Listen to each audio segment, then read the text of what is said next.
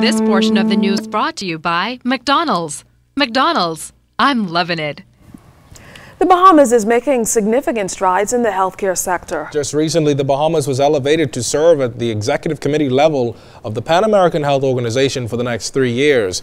Making the announcement today was Minister of Health, Dr. Perry Gomez. Now, Dr. Gomez said the status came during the 52nd advisory of the Pan American Health Organization meeting. To announce that as of September the 24th, 2013, the Ministry of Health's reference laboratory located in the Royal Victoria Gardens on Shirley Street is a fully accredited laboratory by the College of the American College of Pathologists.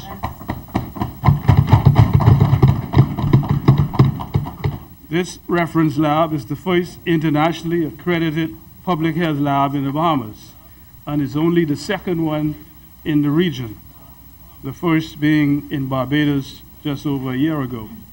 The reference lab is a national laboratory that provides molecular diagnostic services to the public and private physicians in the Bahamas and is directed by Professor Stanley Reed. The accreditation effort was led by the lab strengthening manager, Dr. Indira Martin. The Ministry of Education confirming tonight that students of the Colonel Hill School in Cricket Island did in fact attend school in the new building starting on Monday. The ministry added that when school started on September 2nd in the rented facility, the new school was ready for occupation since last Tuesday. The ministry said it is satisfied that the repairs carried out at a cost of about $9,000 will allow the school to operate as normal. Well, the Golden Gates constituency has created its own scholarship fund to assist youngsters in that community who are unable to afford to educate themselves beyond high school. A selection subcommittee to evaluate and approve applications for financial awards has been established. The minimum requirements for applicants to be considered are at least 5 BGCSE passes at grade C or above and documentary proof of acceptance into an accredited institution.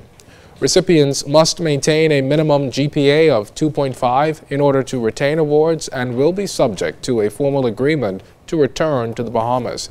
Area MP is the Honorable Shane Gibson. And we saw where most scholarships give the kids grants starting at 3.0, but we realized that there are many kids between 2.5 and 3.0 who, but for an opportunity and for a chance to be funded, wouldn't be able to accomplish their goals. And so we didn't really want to look at lowering the bar, but we wanted to capture those individuals that fell between the 2.5 and the 3.0. As you know, we cannot depend on government to do anything and everything, and so we have decided to take the lead on this. We're not looking for any government contribution at all. This is strictly private sector driven, where we are looking at having the private sector alone getting involved and making this possible for Golden Gates. Now, the committee is seeking corporate sponsorship at the following levels: $20,000 for partnerships, $5,000 for platinum sponsorship, $2,500 for gold, $1,000 for silver, and a corporate package of $750. Now, to get the fund going, the committee is hoping to raise at least $100,000. It will be hosting its first fundraising event, an all-white extravaganza, on October 19th. Application forms for awards are available at the committee's office on Kamaica Road and Barbuda Street. Local pastors will get their chance to contribute to the fight against crime when they meet in a special pastors-only forum with the Minister of National Security tomorrow. The special forum is open to all local pastors and will take place at 11 a.m. at the Salem Union Baptist Church, Taylor Street. According to ministry officials, the goal is to get faith-based organizations and leaders to share their thoughts on how to reduce crime and what role these organizations can play. The Ministry of National Security held its first crime forum back on August 22nd and released a report detailing the ideas and suggestions from members of the public.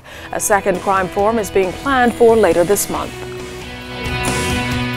Well, still to come, the softball postseason takes off, and we've got the highlights in ZNS Total Sports. And later on in Family Island news, find out how one man is building an industry, one boat at a time. You're watching The Bahamas Tonight.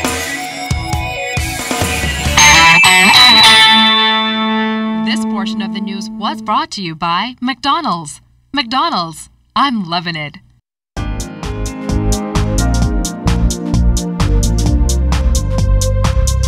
This is your Royal Fidelity Business News. I'm Charisma Robinson.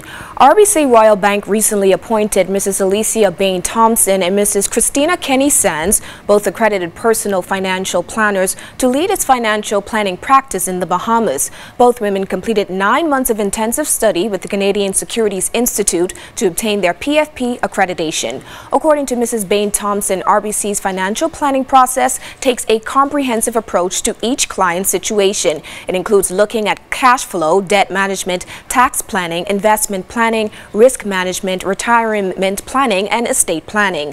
RBC's financial planners primarily work with clients who, given the size and competition of their banking portfolios and assets, require more sophisticated financial guidance and expertise. Officials in Grand Bahama visited and toured Deepwater Key recently as the well-known bone fishing resort in the Wed East welcomed a new management team to the island. The official checked on the progress of DWC's recent refurbishment as they toured the facilities and met the new team. Buzz and Rose Cox, the new on-island resident management team, arrived last week and are getting to know staff and connect with Grand Bahama's tourism market. And in international business news, business leaders are increasingly warning Republicans that their refusal to lift the nation's ability to borrow more money could badly damage the economy. But the GOP, under ferocious pressure from conservatives to force budget concessions from President Barack Obama, are standing their ground. The U.S. Chamber of Commerce and other groups have actively engaged lawmakers for weeks and say that while they agree with the need for reforms, the top priority should be avoiding the default that a failure to okay another debt ceiling increase would bring. That was your Royal Fidelity Business News. I'm Charisma Robinson.